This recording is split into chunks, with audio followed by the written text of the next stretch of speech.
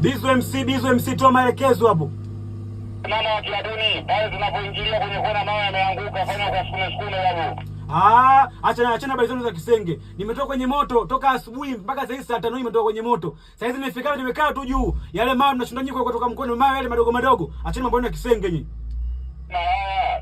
Wewe mbona unakuwa mvivu sana siku hizi? Sasa mawe tu kutoka mkono wewe sisi ndio unavyosema hivyo au? Kuna safety gani? Kuna safety gani hapa? Hapa kuna safety hapa.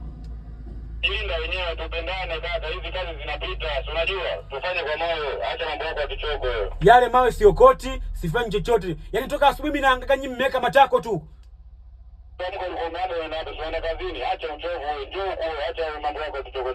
Changamka kabla sijakuashia moto. Nenda Kabakwe, siji. Yaani siji hapo hata bosi bonge mwambie siji.